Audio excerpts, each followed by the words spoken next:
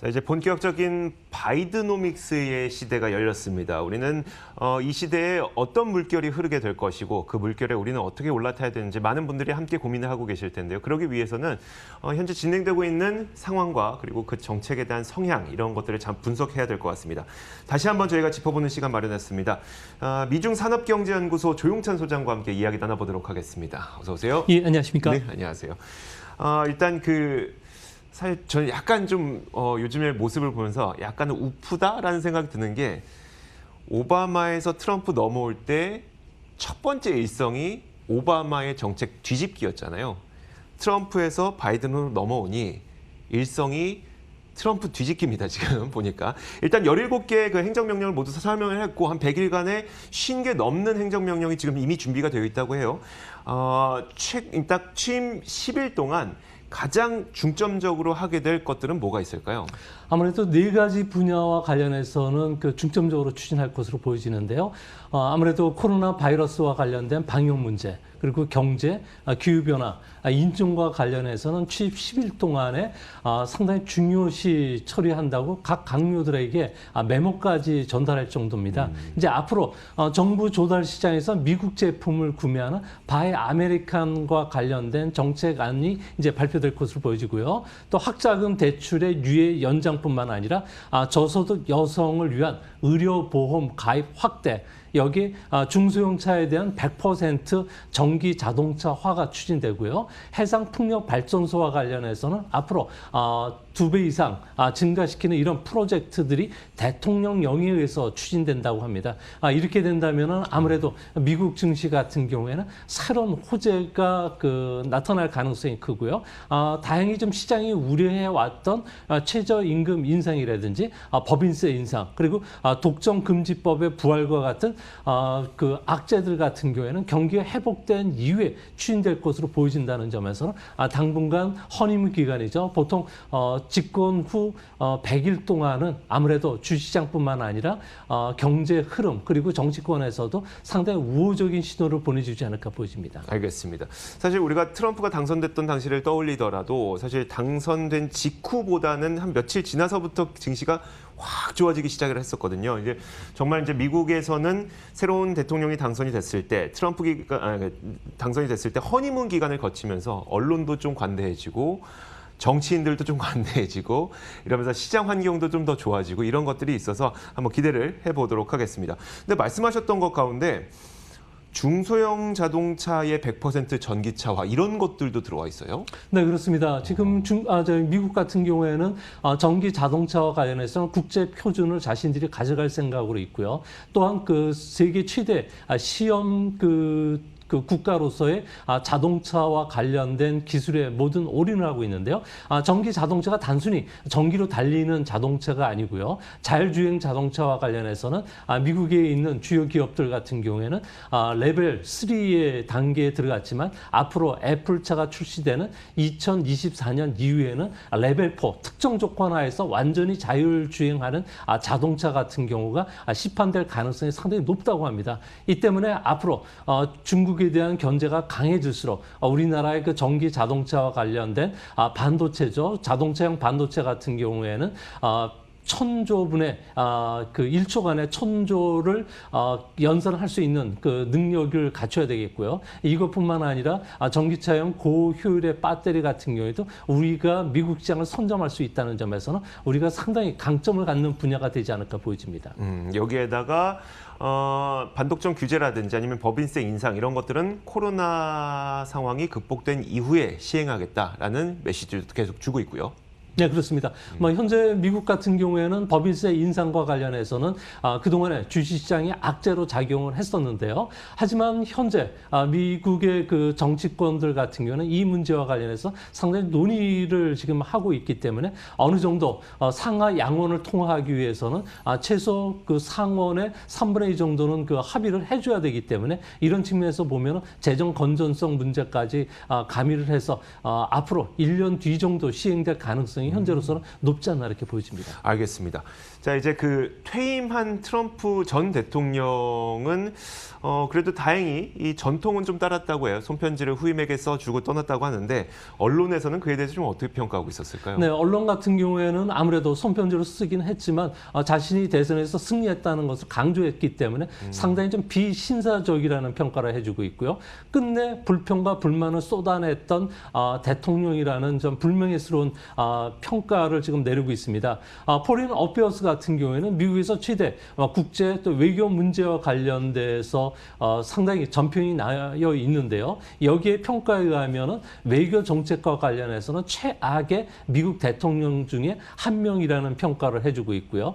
트럼프 같은 경우는 4년간의 자신의 경제 정책과 관련해서는 기적이라는 표현을 쓰면서 그 메시지를 전달했지만 그 월가라든지 경제학자들 같은 경우에는 트럼프가 집권한 3년 동안을 보면은 GDP 성장률은 연율로 2.5%에 불과하다고 합니다. 오바마 8년 기간보다는 0.25% 정도밖에 높지 않은 상황이고요. 또 자신이 약속했던 3%도 밑돌고 있기 때문에 그 경제 정책과 관련해서 좀 박한 평가를 해주지 않나 보여집니다. 특히 내정과 관련해서는 미국 사회가 분단을 초래시켰던 이런 사안과 관련해서는 회복이 당분간 쉽지 않다는 의견도 내세우고 있는데요. 이제 앞으로 트럼프와 관련해서는 기다리고 있는 부분이 상원의 탄압과 관련된 재판이 되지 않을까 보여집니다. 앞으로 취임 100일 뒤에 모든 그 관료들이 임명되고 정책안이 발표된 뒤에 탄핵안과 관련해서는 심의가 들어갈 가능성이 높은데요.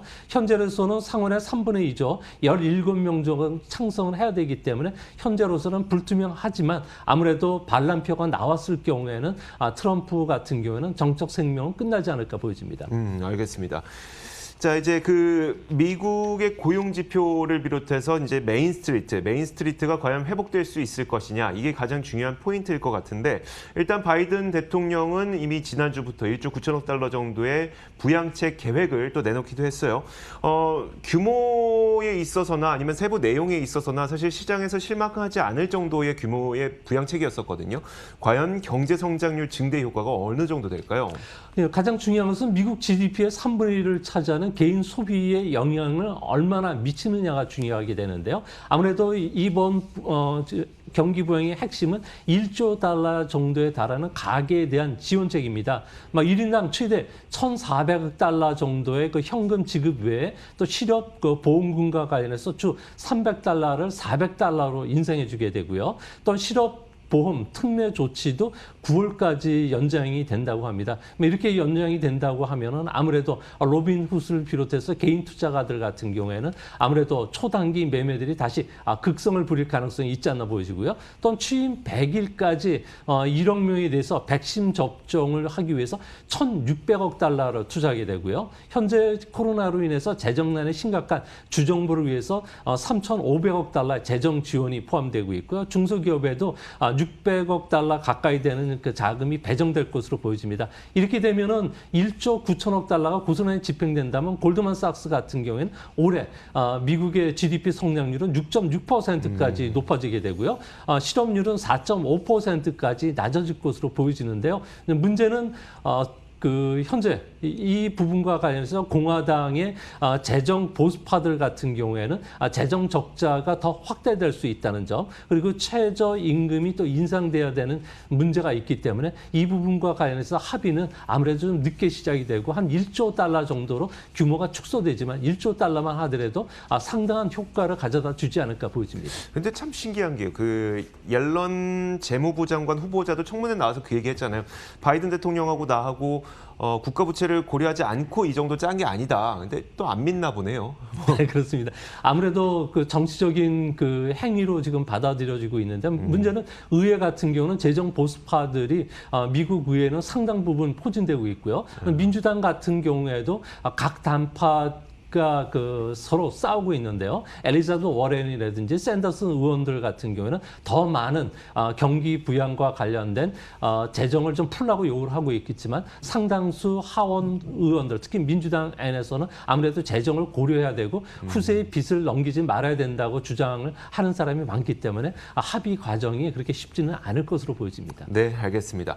자, 그렇다면 미국의 이런 그 재정 부양책이 쏟아지게 되고 정말 소비가 늘어나게 됐을 때 우리나라에서는 미국에 또 많은 수출을 해야 되지 않겠습니까? 이런 현상이 벌어지게 됐을 때 우리나라의 수출 증대 효과는 어느 정도 기대되고 있어요? 이 부분은 좀 기대해 주셔도 좋을 것으로 보이는데요. 바이든 행정부 같은 경우는 아무래도 우리 경제에 미치는 영향과 관련해서 4가지 분야를 중심으로 해서 들어오지 않을까 보여집니다.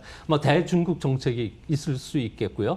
경기 부양책, 그리고 인프라 투자뿐만 아니라 기후변화 대책과 관련해서 자동차에 대한 규제가 얼마나 직접적인 영향을 끼치느냐가 주요할 것으로 보여집니다. 현재 대중국과 관련된 바이든의 정책 같은 경우에는 동맹국가 연대에서 중국의 불공정 관행을 고치겠다. 그리고 서프라이 체인망을 바꾸겠다고 했던 만큼 앞으로 우리나라 같은 경우는 반도체라든지 전기 자동차 그리고 배터리, 그리고 5G와 관련된 그 산업들은 아무래도 수혜를 받지 않을까 보여집니다.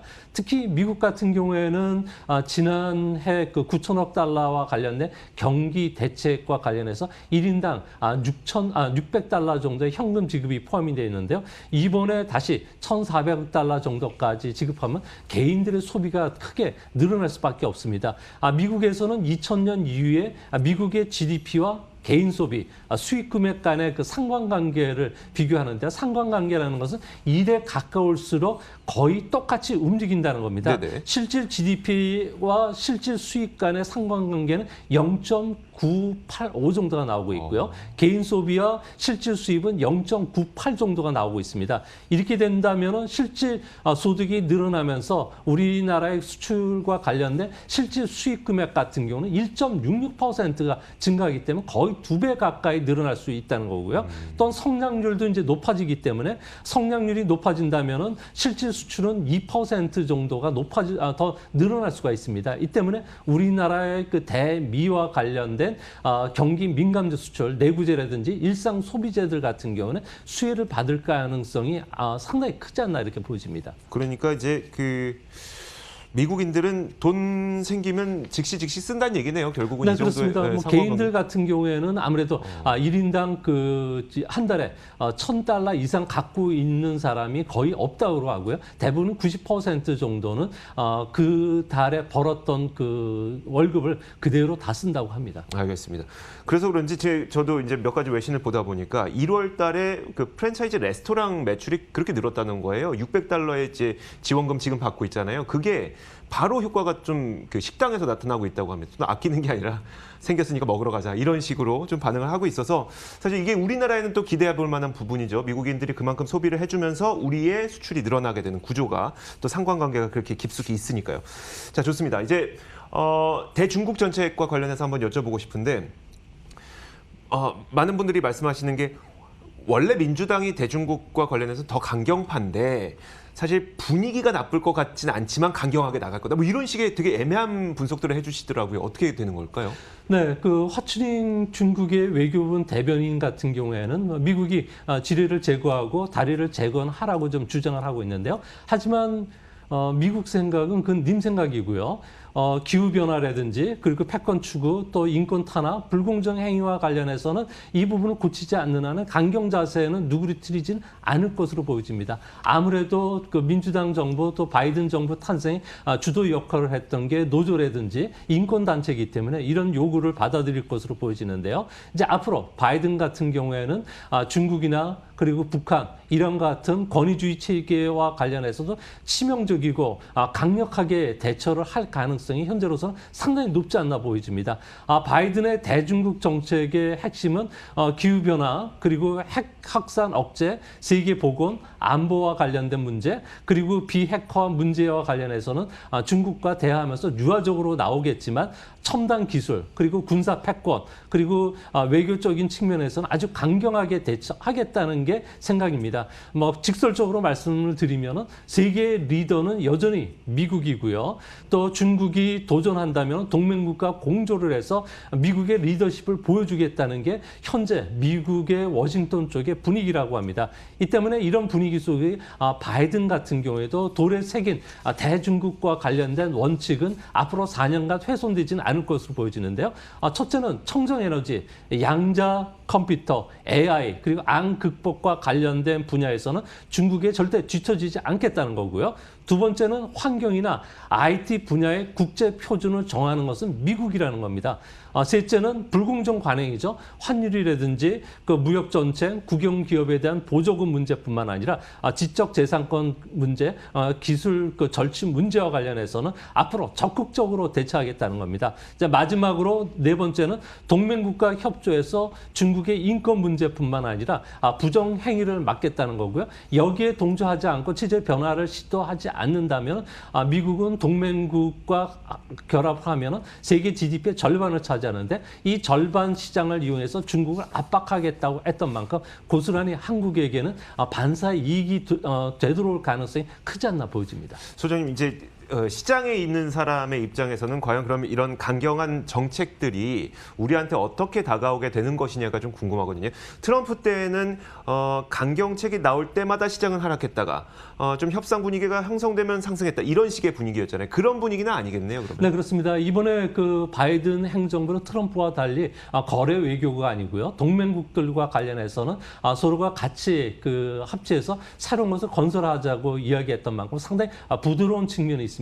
이 때문에 우리가 미국이 주도하는 대공산권 코콩과 같은 그 블록 안에 들어온다든지 인도 태평양 전략 하에 들어갔을 경우에는 우리가 누려야 되는 여러 가지 혜택들 같은 경우는 상당 부분 더 늘어날 가능성이 있고요. 이런 측면에서 보면은 중국이 줄어드는 시장 점유율을 한국이 찾아가는데 이 찾아가는 것을 막는 비관세 장벽이라든지 관세라든지 뭐 여러 다른 그 부분과 관련된 장벽이 낮아질 수 있다는 점은 한국 경제에는 상당히 호재가 될 가능성이 높지 않나 보여집니다. 알겠습니다.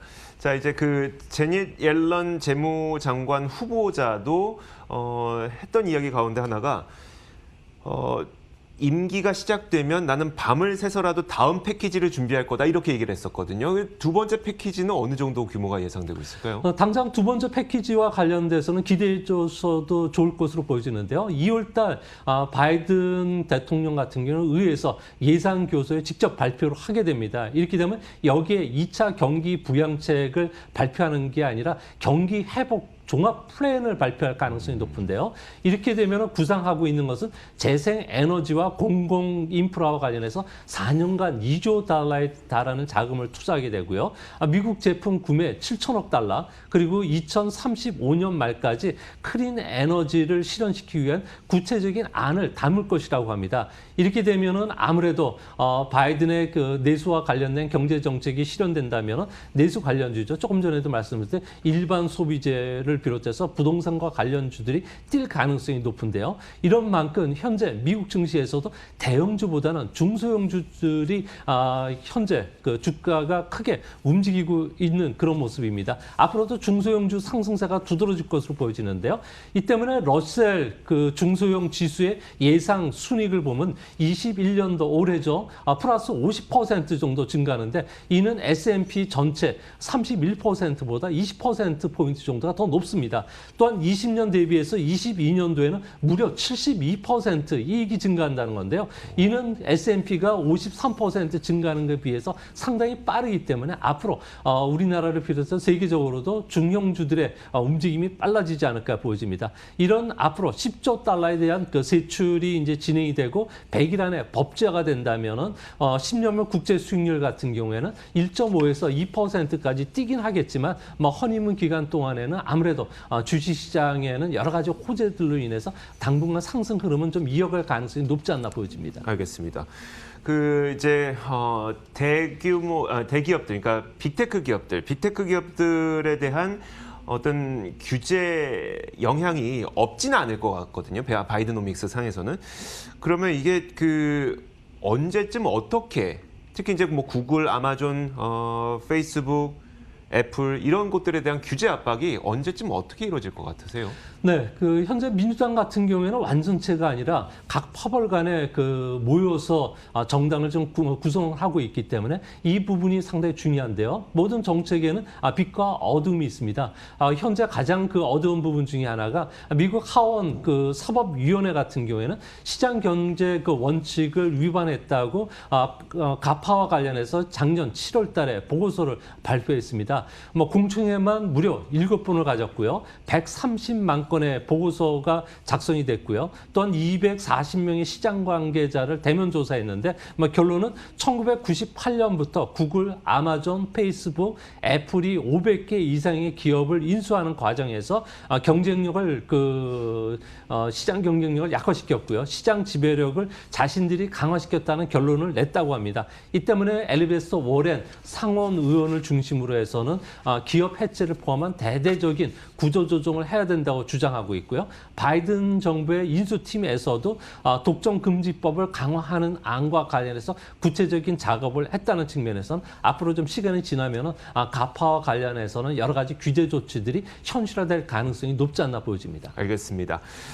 이제 미국 증시를 쭉 보면 바이든 행정부가 취임했던 그 당시 바로 사상 최고가를 기록했고요. 어제 지난 밤 사이에도 다우는 제외해도 그래도 나스닥이나 S&P 500은 또 사상 최고가를 다시 한번 기록했거든요. 초반 분위기가 좋은데 이런 미국 증시의 상승 랠리는 언제까지 이어질 것으로 보세요? 네, 팩트셋에 따르면은 S&P 500 기업들의 주가 수익 비율은 22.5배 정도가 되고 있는데요. 이는 2000년 3월달 IT 버블이 터지기 직전 24배와 거의 근접한 수준이라고 합니다. 우려스러운 것은 미국의 경기 부양책이 양날의 검이 될 수가 있고요. 이 때문에 경제 정책이 발표되는 시점에서는 낙관적인 전망들이 나오긴 하겠지만 이제 재원 조달에 들기 시작하면은 50년물 국채를 대량으로 발행할 수밖에 없게 되는데요. 이렇게 되면은 아무래도 나쁜 물가 상승, 나쁜 금리 인상이 찾아올 수가 있다는 겁니다. 이렇게 되면 달러 약세 그리고 해외 투자 자금 감소뿐만 아니라 주가 하락으로 이어지는 악순환에 빠질 수가 있는데요. 이 때문에 2008년도 국제금융위기 때와 현재 주가 흐름을 비교한 그래프를 보면요. 상당한 유사점을 보여주고 있습니다. 2008년 당시 S&P 주가의 조정이 좋았던 시점까지 현재 주가가 상승하고 있다는 건데요. 이 때문에 이번에도 주가 조정은 조만간에 찾아올 가능성이 있지 않나 보여집니다. 이렇게 되면은 S&P 500 기준으로 해서는 주가는 3,300포인트 전후까지도 하락할 수 있다는 점은 주식 투자하실 때 꼭 위험 관리를 지금부터는 하셔야 되는 시점이 되지 않나 이렇게 보여집니다. 마지막으로 한 가지만 더 여쭙겠습니다. 미중 반도체 전쟁은 바이든 정부 하에서도 좀 계속 이루어질 것으로 전망이 나오고 있더라고요. 그러다 보니까 우리나라의 반도체 산업의 살 길은 어디인가라고 물어봤을 때 어떻게 대답하시겠어요? 네, 반도체 같은 경우는 슈퍼사이클에 들어간 것은 분명히 맞습니다. 현재는 이런 슈퍼사이클 속에서도 구조 변화에 지금 직면하고 있다는 건데요. 설계와 개발, 또 양산 측면에서는 모두 무한 경쟁에 들어갔다는 겁니다. 이제 중국에 대해서 미국이 SMIC뿐만 아니라 다른 반도체 기업에도 압박을 계속 가할 것으로 보여지는데 이 시장을 우리가 가져오기 위해서는 반도체 회로 선폭을 좀 줄이기 위한 미세 작업에 막대한 투자 자금을 조달해야 되겠고요. 설계 개발에서 생산까지 수집 통합하는 비즈니스도 마련해야 됩니다. 이뿐만 아니라 다양한 고기능의 칩들을 마련해야 되는데 현재 삼성전자를 비롯해서 주요 메이저들 같은 경우에는 경영과 불투명성으로 인해서 이런 투자를 하지는 못하는 상황입니다. 이 때문에 하루속히 이런 경영 불투명성을 좀 해소시켜줘야지만 아무래도 우리나라도 지금 구조 변화 속에서도 반도체 경쟁력을 잃지는 않을 것으로 보여집니다. 알겠습니다. 자, 이렇게 저희가 여러 가지 이야기를 통해서 바이드노믹스가 본격적으로 시작된 이 마당에 무엇을 우리는 좀 알고 있어야 되는지 이분과 함께 이야기 나눠봤습니다. 미중산업경제연구소 조용찬 소장이었습니다. 고맙습니다. 자, 저희 이슈앤뷰도 여기서 인사드리도록 하겠습니다. 저희가 준비한 소식은 여기까지고요. 이어지는 프로그램 통해서도 여러 가지 이 정보들을 얻어가시면서 오늘 시장에 대한 대응 잘 하시길 바라겠습니다. 함께해 주신 여러분 고맙습니다.